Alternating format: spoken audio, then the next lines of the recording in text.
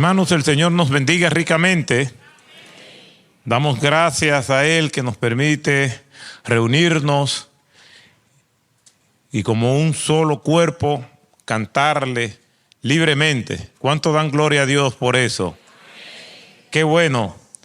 Hermanos, estamos compartiendo durante principio de años qué hace, cómo se comporta, cuál es el perfil de una persona que ha nacido de nuevo.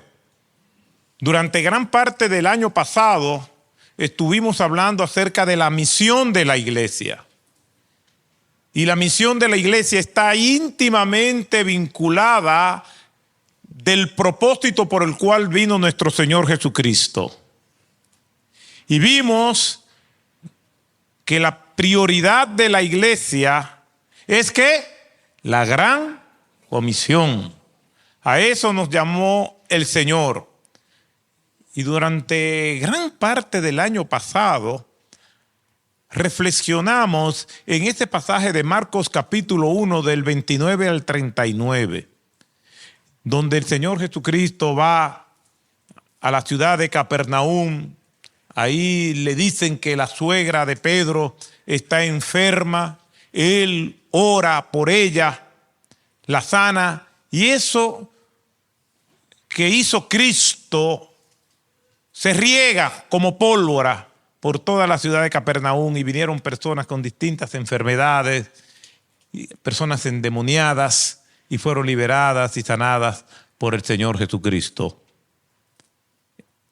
Llega hasta altas horas de la noche, en eso se va a dormir, y al otro día de la mañana se levanta temprano para ir a orar. Y allí van sus discípulos y les dicen que la gente está allí, hay más personas que le esperan. Todos conocen bien el pasaje porque durante gran parte del año pasado hablamos de eso. Y Cristo dijo esa famosa declaración en el versículo 38. Vamos a otros lugares, a los pueblos vecinos, para que predique también allí, porque para esto he venido, o como dicen otras versiones, para esto he salido, para proclamar el evangelio.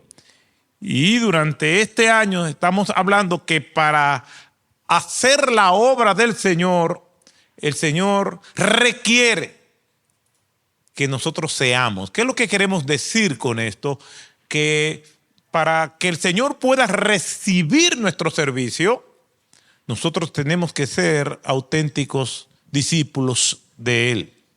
Pero también implica que nosotros somos llamados a ser discípulos, a hacer el servicio. Ambas cosas. Implica que debemos ser reales discípulos del Señor, pero que somos llamados a mostrar ese carácter que el Señor quiere que nosotros tengamos de manera real y auténtica, de ser discípulos de Él. Hoy vamos a estar viendo un pasaje que nos habla de aspectos de la obra redentora de Cristo, el alcance, la profundidad, lo que es realmente la obra del Señor y que nosotros nunca debemos olvidar. Por eso les invito a que leamos este texto en Efesios capítulo 2, versículos 1 al 10. Efesios 2, del 1 al 10. Y dice la Escritura de la siguiente manera. Efesios 2, del 1 al 10. Y Él os dio vida a vosotros, que estabais muertos en vuestros delitos y pecados, en los cuales anduvisteis en otro tiempo según la corriente de este mundo. Algunas versiones dicen de este siglo, conforme al príncipe de la potestad del aire, el espíritu que ahora opera en los hijos de desobediencia, entre los cuales también nosotros en otro tiempo vivíamos en las pasiones de nuestra carne, satisfaciendo los deseos de la carne y de la mente, y éramos por naturaleza hijos de ira, lo mismo que los demás. Pero Dios, que es rico en misericordia, por causa del gran amor con que nos amó, aun cuando estábamos muertos en nuestros delitos, nos dio vida juntamente con Cristo. Por gracia habéis sido salvados.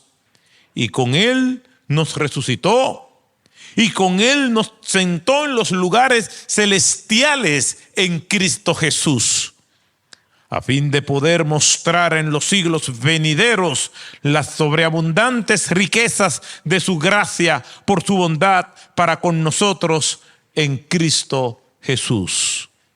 Porque por gracia habéis sido salvados por medio de la fe, y esto no es de vosotros, sino que es don de Dios, no por obras, para que nadie se gloríe, porque somos hechura suya, creados en Cristo para hacer buenas obras, las cuales Dios preparó de antemano para que anduviéramos en ellas.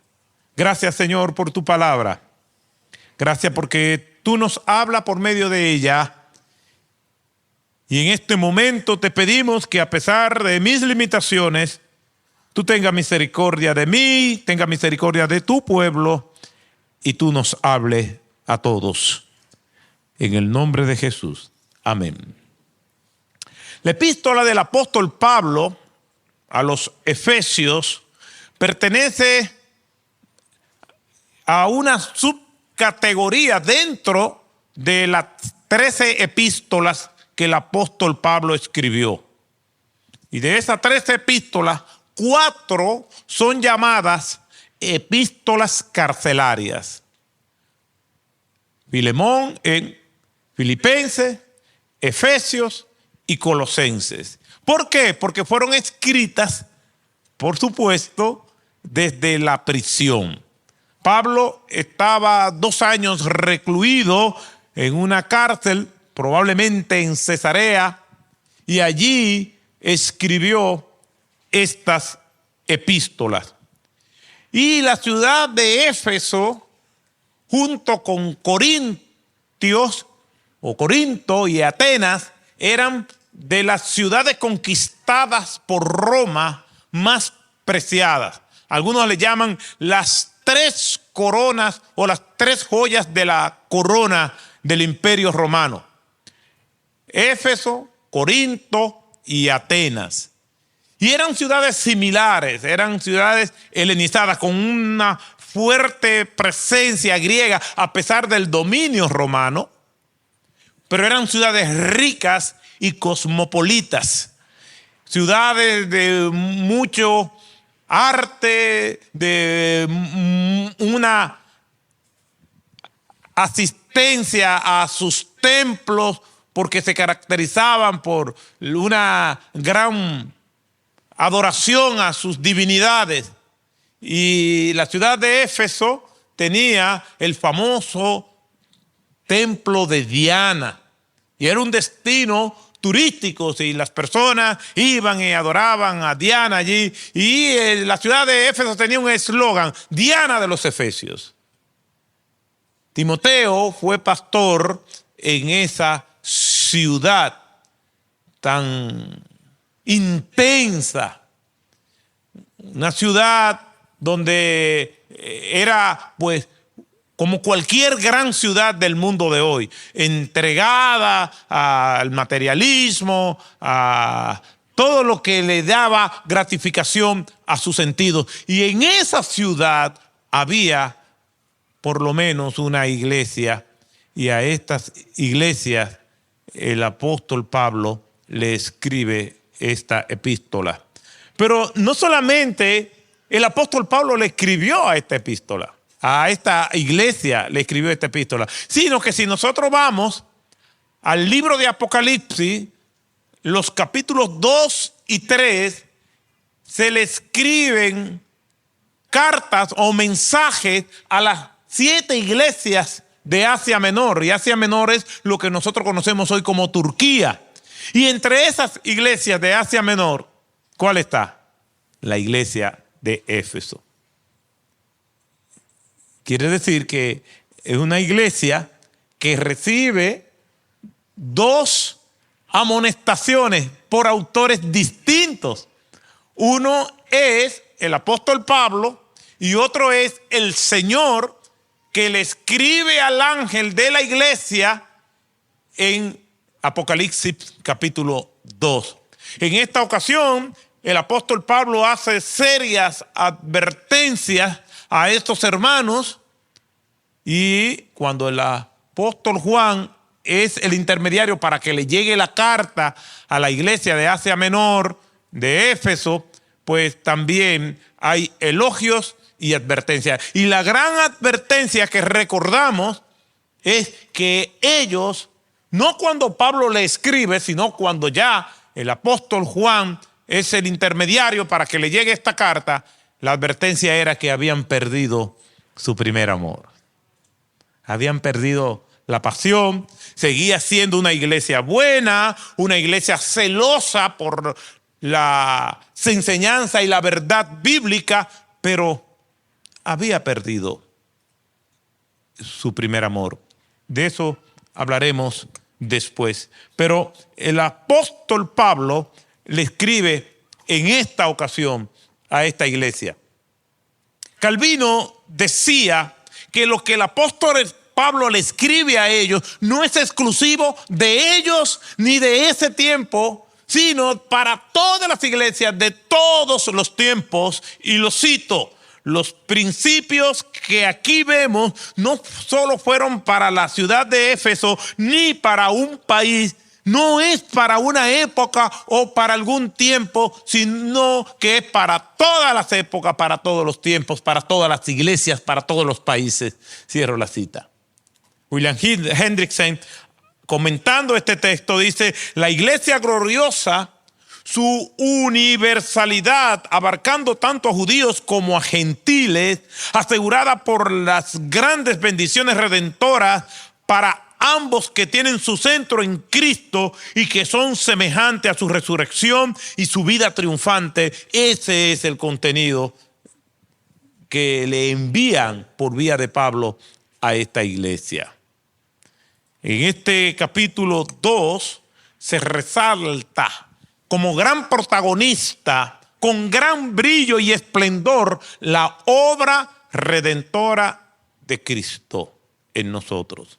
Pero esa obra redentora, por supuesto, si está hablando de redención, que es sinónimo de salvación, tiene que haber algo que estaba perdido y que ahora es rescatado. Y eso que estaba perdido y que ahora es rescatado somos nosotros. Si estamos hablando de Cristo Salvador, del Cristo que redime, es porque había algo que estaba perdido, irremediablemente perdido. Por eso un discípulo de Cristo no va a olvidar nunca que antes de ser discípulo estaba irremediablemente perdido, sin salvación, sin esperanza, sin ningún tipo de posibilidad de poder autorredimirse, autosalvarse, de poder tener esperanza por sus propios logros y medios. Eso era imposible. Por eso, un discípulo de Cristo siempre va a recordar lo que nosotros vamos a ver con más detalles ahora en esta epístola. Hace años, yo hablando con una persona, mientras le compartía el evangelio, esta persona me decía: yo nunca me he sentido perdido. Porque le hablaba precisamente del mensaje de la Gran Comisión, de que tenemos que arrepentirnos de nuestros pecados, que tenemos que venir a Cristo, que precisamente para que Cristo sea nuestro Salvador, nosotros tenemos que vernos como el perdido. Para Cristo ser mi Salvador, yo tengo que ser un gran perdedor. Y todo aquel que no tiene a Cristo es un gran perdedor. Quizás humanamente seamos triunfadores, seamos exitosos en nuestra vida profesional, empresarial, que tengamos una buena familia y tengamos reconocimiento humano, pero estamos hablando en el sentido espiritual, aunque se considere una buena persona. Y esta persona me decía a mí que nunca se había visto a sí misma como una persona que estaba perdida. Y esa es la primera gran verdad que todo verdadero discípulo nunca va a olvidar. Es que precisamente porque Cristo es quien le trajo salvación, esa persona siempre recordará que estaba en perdición. Es una paradoja. En otras palabras, si yo me considero un verdadero discípulo, que soy salvo, es porque antes me consideré y entendí que estaba perdido. Si una persona nunca ha llegado al convencimiento de que está perdido o de que estuvo perdido, esa persona entonces no ha reconocido a Cristo como Señor y Salvador de su vida. O sea que todos aquellos que son salvos, que son discípulos de Cristo, es porque en algún momento se vieron perdidos y sin Cristo. Y una persona que diga, no, yo no me considero que tengo que arrepentirme, yo no me considero que estoy perdido, bueno, pues entonces usted no es un discípulo, usted no es un cristiano. Porque si hay algo que caracteriza al cristiano es que antes se veía perdido y vino a Cristo. Antes estaba desorientado y ahora está con un rumbo definido. Antes estaba sin ningún motivo para vivir que no fuera el puramente humano y ahora tiene un propósito que es glorificar a Cristo en su vida. Entonces, esa es una condición de un creyente verdadero. Por lo tanto, ¿cuál es la condición del hombre perdido? ¿Cuáles son sus características? Aquí, en estos primeros versículos, del 1 al 3, lo dice. Y he escuchado a muchas personas que entienden que son cristianas, pero me dicen, yo era buena persona, siempre dicen así. Yo era buena persona, yo nunca le hice daño a nadie. Y después me convertí. O sea, como que Cristo no tuvo que trabajar mucho con ella.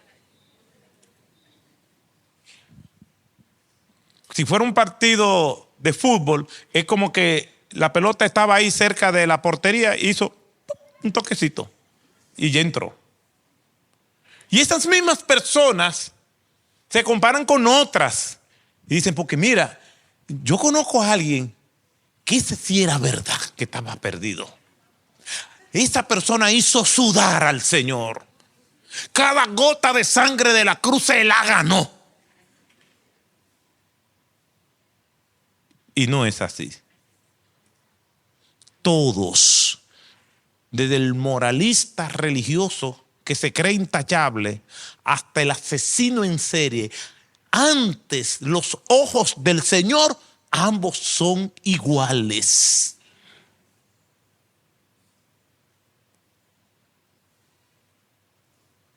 Y si ambos no se arrepienten, no tendrán esperanza de salvación jamás.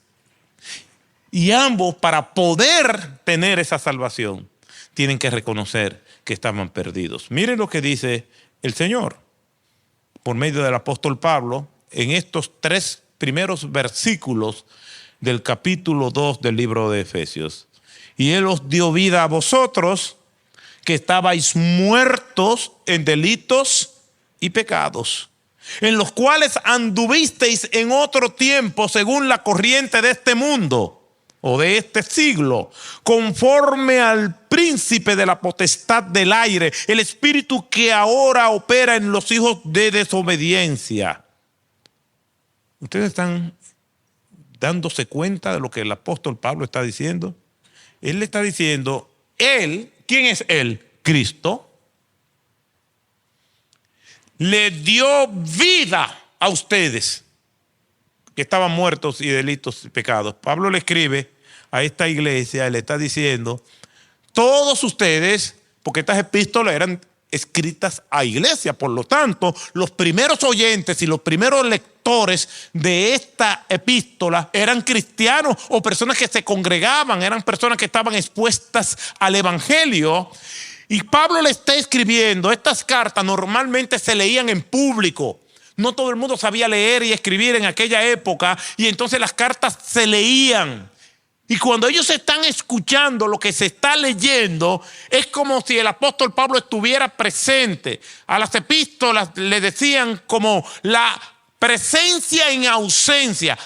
Como Pablo no estaba presente, entonces el mensaje, en vez de este mensaje que ustedes lo están escuchando aquí de manera presencial y que se está transmitiendo, pues las epístolas era el mensaje. Ellos oían simbólicamente a Pablo por medio de esta epístola. Y cuando Pablo está hablando, ellos saben que es a ellos. Y lo que Pablo le está diciendo a ellos es, ustedes estaban muertos en vuestros delitos y pecados. Note que el verbo está conjugado ¿en qué? En pasado. Es decir, que ellos ahora son discípulos, ahora son cristianos, y Pablo le está recordando, antes ustedes estaban muertos en delitos y pecados. Porque una característica de un verdadero discípulo y que no debe olvidar es que antes estaba perdido, antes estaba sin Cristo, antes no tenía ningún tipo de esperanza. Y así estamos todos nosotros. Una característica fundamental de un discípulo de Cristo es que sabe que no tenía esperanza y no tenía salvación antes. Y Pablo usa un término muy fuerte. Pablo dice, ustedes estaban muertos en delitos y pecados, plagados de maldad, aunque la persona se consideraba buena, sin ningún tipo de esperanza, muerto, carente de vida. Claro que tiene que ser carente de vida. Si está muerto, no puede tener vida. Y si tiene vida, no puede estar muerto. La vida y la muerte son antónimos, están en polos opuestos, están en las antónimas, están en hostilidad entre sí. Mientras que el mundo, cuando no tenemos a Cristo, nuestra condición es de mortandad. Mientras el mundo de las tinieblas, de Satanás, es de muerte y de perdición, a tal punto que el apóstol Pablo le dice a ellos, ustedes estaban muertos.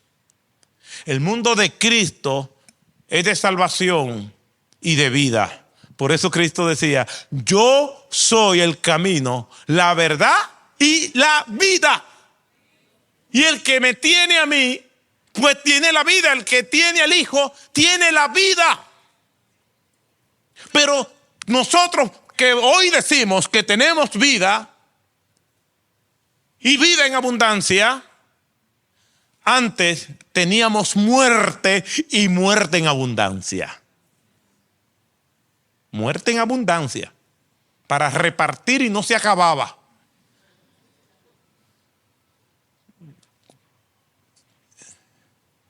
El apóstol Pablo dice que él dio vida cuando estaban muertos en vuestros delitos y pecados.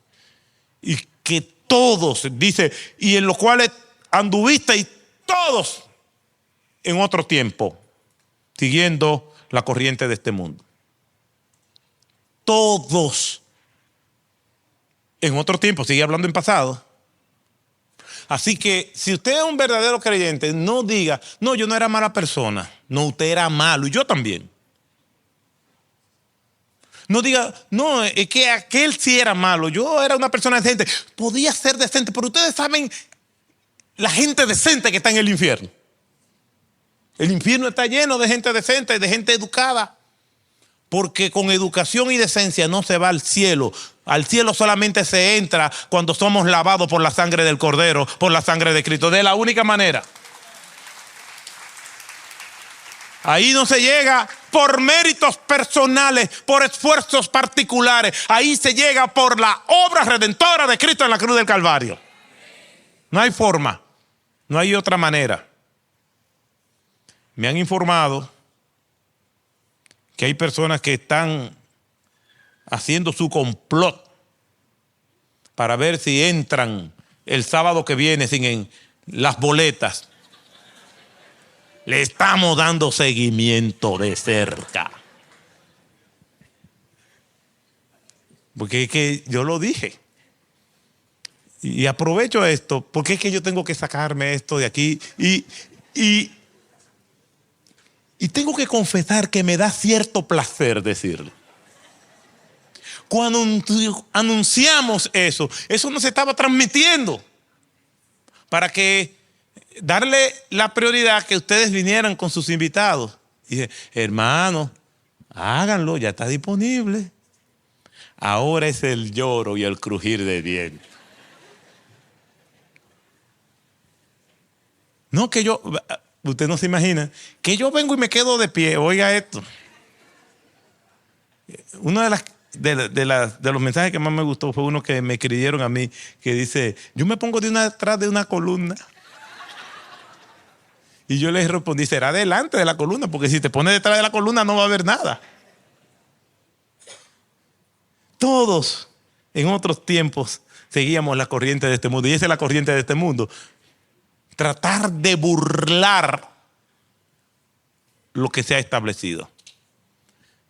Pero dice la Biblia que Dios no puede ser burlado. No hay forma. Entonces, si usted es un cristiano, porque déjeme decirle, uno de mis propósitos con esta serie de exposiciones es que si usted antes creía que no estaba perdido y ahora a la luz de la palabra de Dios usted se da cuenta, pero aunque yo no me sentía perdido, la palabra de Dios sí dice que yo estaba perdido, pues entonces déjame entregarle mi vida al Señor. Venga al Señor, ese es el propósito. Porque si todavía usted está creyendo que antes no estaba perdido, pues usted sigue perdido. Si antes usted creía que no estaba perdido, pues todavía sigue perdido. Y aquí dice que andábamos en otros tiempos según las corrientes de este siglo. Pero algo que me encanta de los escritores bíblicos, y uno de mis escritores bíblicos favoritos es el apóstol Pablo, y es la forma en cómo Pablo predica y escribe sus epístolas. Y yo trato de imitar a Pablo en esto. Cuando el predicador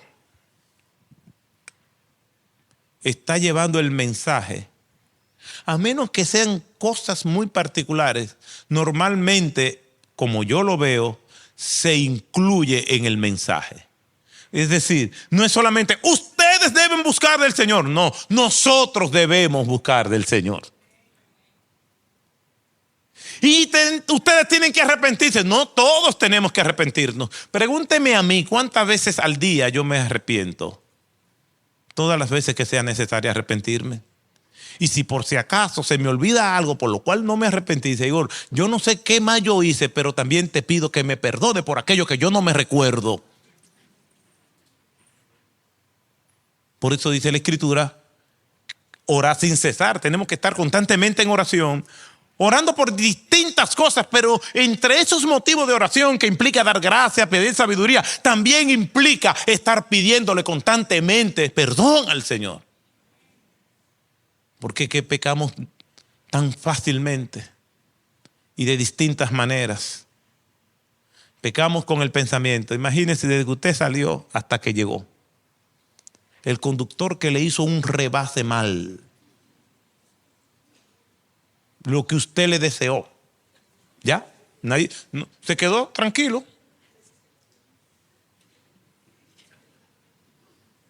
Y su esposa que lo conoce lo miró. Y ella lo ve tranquilo. Dice, no, está progresando. Lo que le está deseando a ese conductor. Y él mismo se dice a sí mismo, oye, estoy progresando, no dije nada. Y cuando llega dice, hay cena del Señor. Y el Señor te trae a la mente lo que tú le deseaste al conductor. Y ahí entonces dice, Señor, perdóname. Tenemos que arrepentirnos a cada rato. Eso no para. Pecamos con el pensamiento. Por eso yo nada más he dicho una sola forma de pecar. Nada más he dicho el pensamiento. Y lo que sale de nuestra boca. Entonces viene para la iglesia.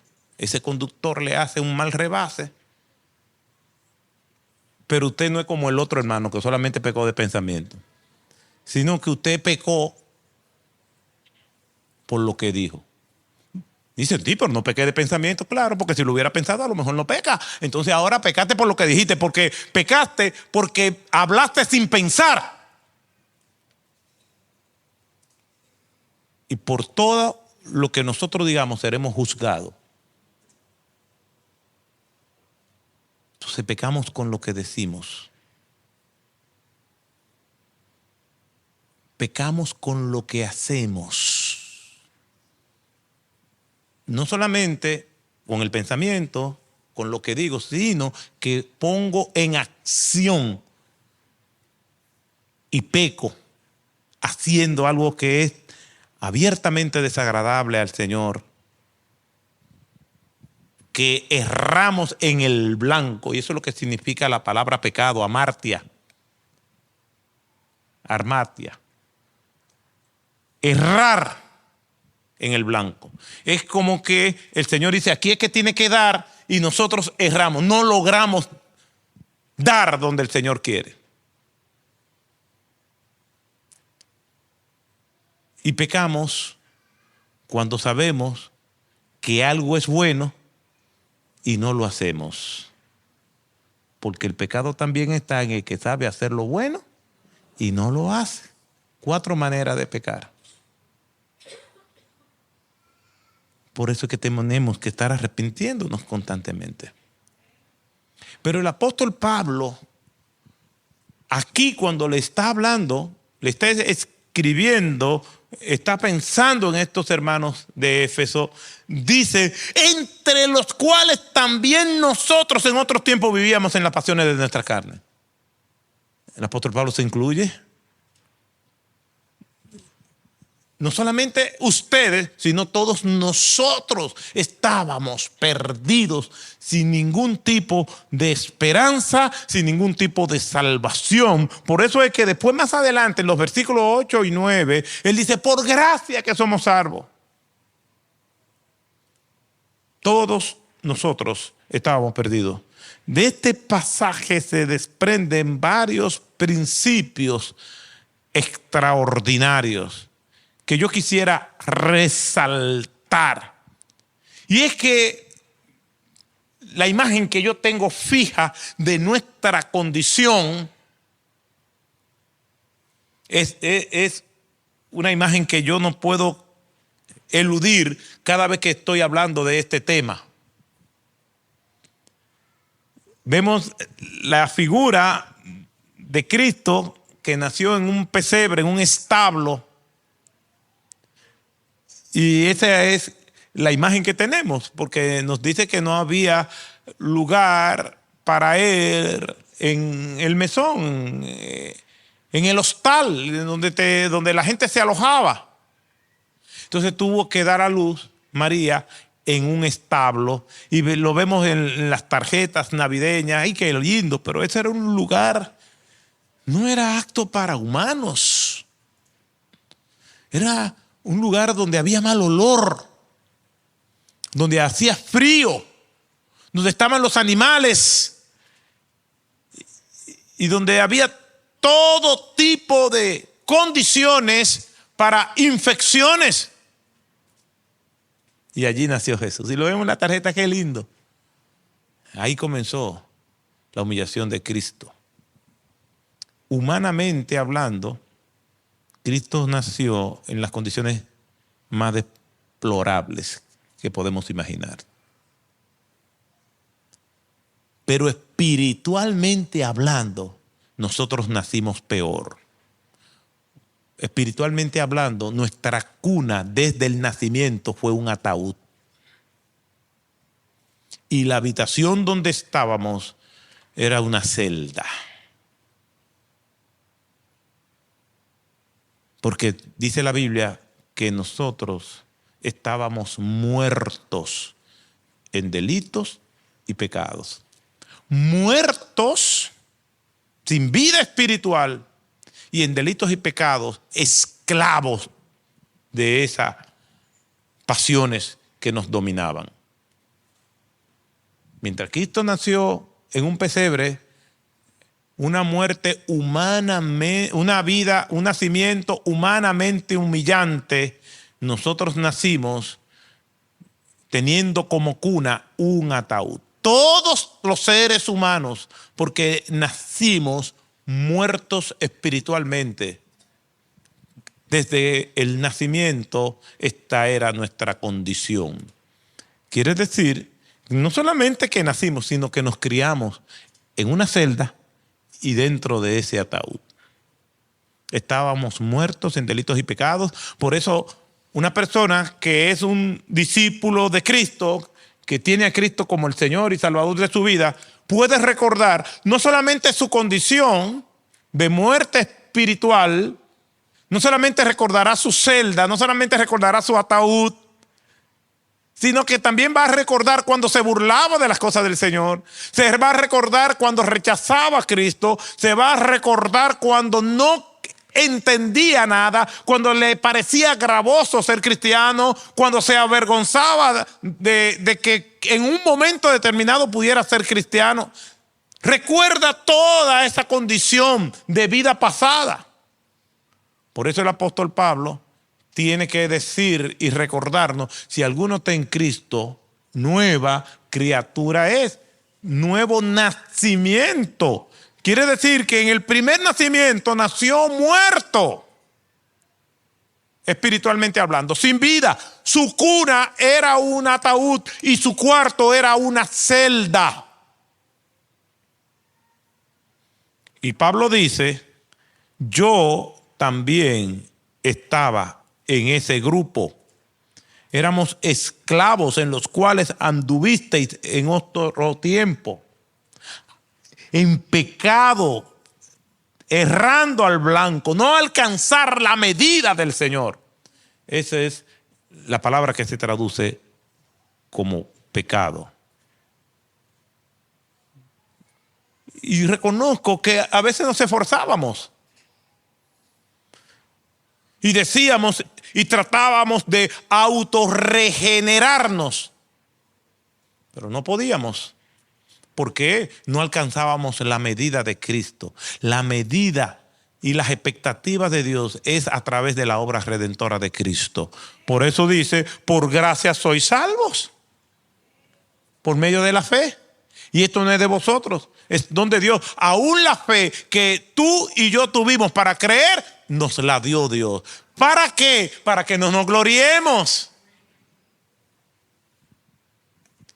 Sería una tortura. Una tortura, pero gracias a Dios que no es así. ¿Cuál es la tortura?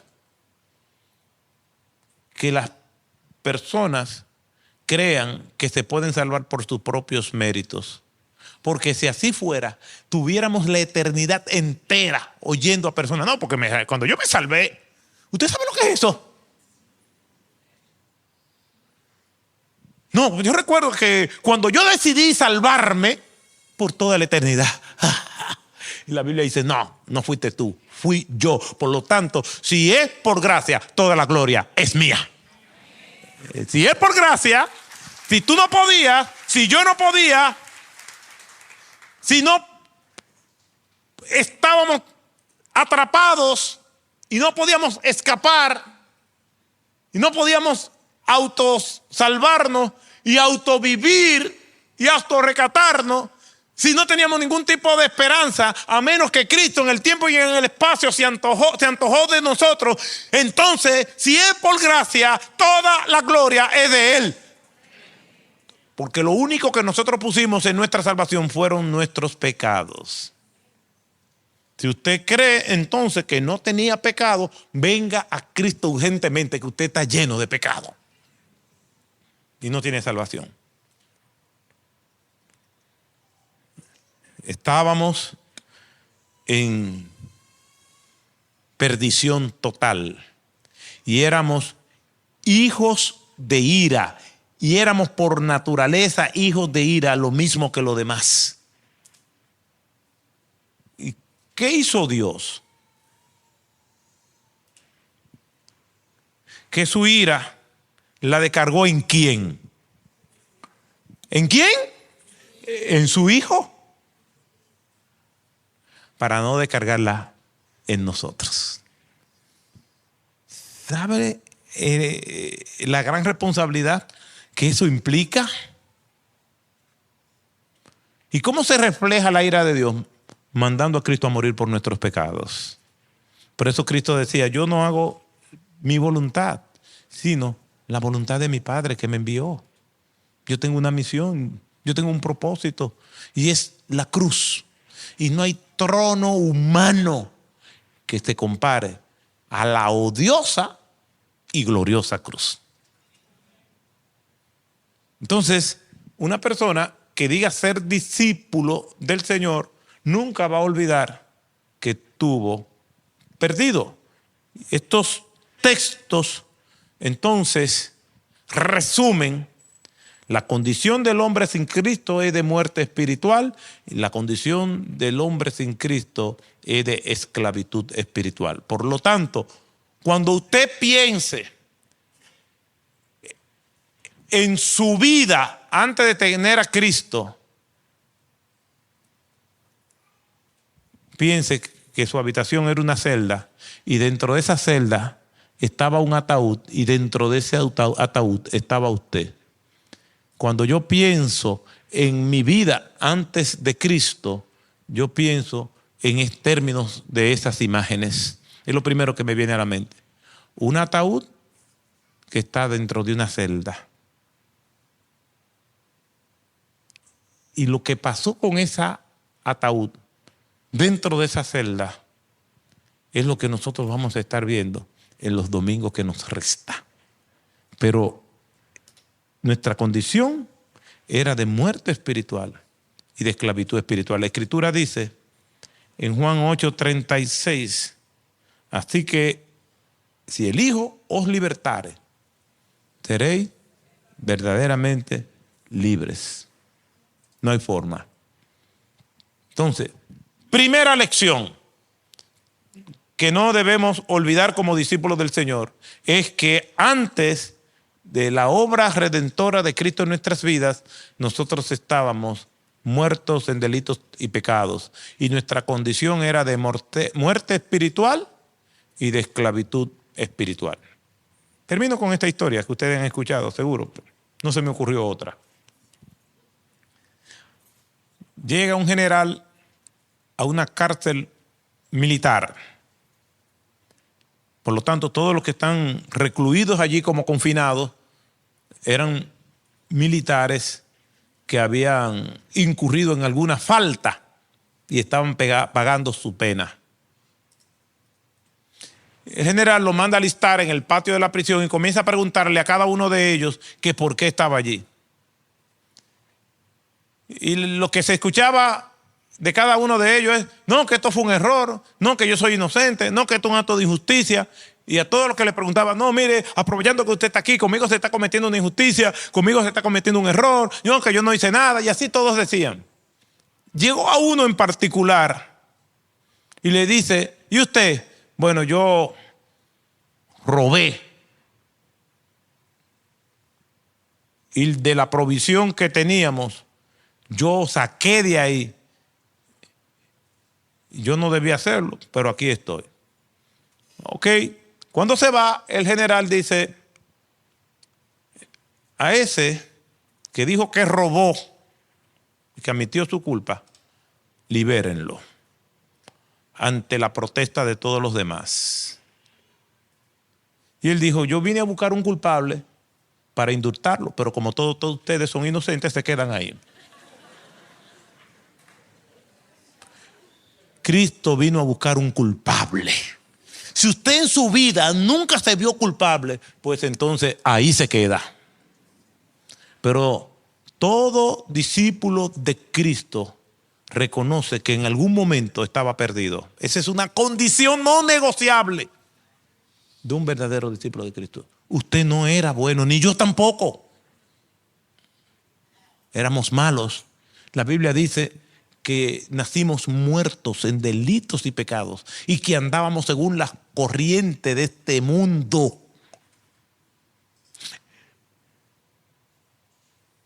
Y lo que veremos es que no solamente recordamos lo que nosotros éramos, sino que también recordamos permanentemente lo que Cristo hizo.